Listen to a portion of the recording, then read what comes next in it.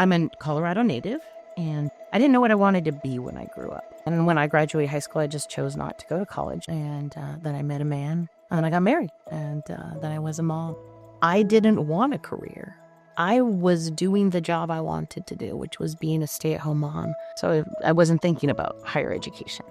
When I got divorced, I was terrified. I was absolutely terrified because I didn't have an education, didn't have a lot of support. I had no idea what I was going to do for housing, no idea what I was going to do for money. My mom was always worried about money. You know, she worked really hard, and I got to watch that and see how she survived through what she was going through. I just knew, we were provided for, even though it was hard. So the kids were 8 and 10 when I got divorced. At the time, the stability for me was maintaining as much consistency for the girls as I possibly could. But it was beyond my wildest imagination that I could stay in Loveland and actually build a life. I felt like I was looking at a mountain that I had to climb, and I didn't know if I was going to be able to climb it. So I was already on the hard road of things, which is what ultimately led me to Project Self-Sufficiency. So when I first connected with PSS, I honestly didn't know what to expect. I think my hope was just any kind of lifeline that they could offer. So my first impression was the kindness and the caring that people had when they were talking to me. I think I remember getting off the phone and feeling very emotional because it had been very weighty, and I felt very seen and very heard. That was really powerful for me. Project Self-Sufficiency is a local, regional impact organization. We focus on low-income single-parent families. We implement an education and career development model that's really focused on helping single parents go back to school to get some kind of education and training that will then launch them into living wage employment. When I actually went in and was accepted into the program, Fran was assigned to me as my advisor, and she was compassionate but challenging, which I really needed because I was capable of doing a lot of things that I didn't know I was capable of doing.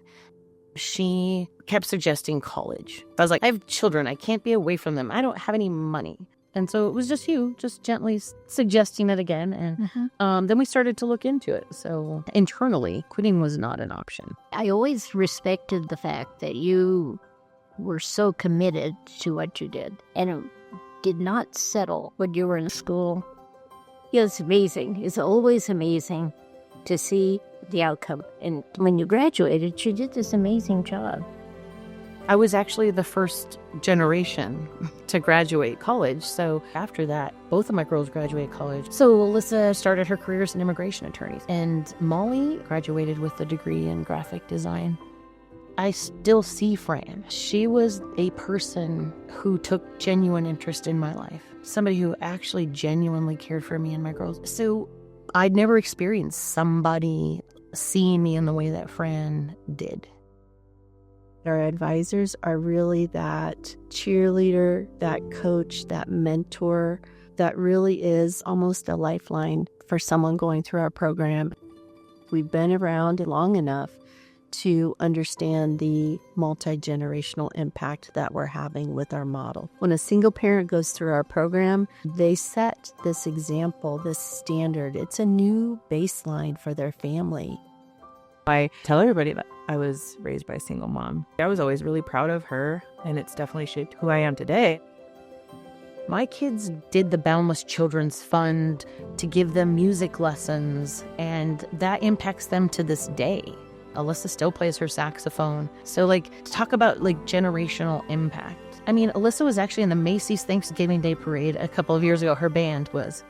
It was awesome because I want even now to put my kids in so many music lessons. My daughter wants to do violin, like I did violin. So my mom not only prioritized music, but found a way to get us in it.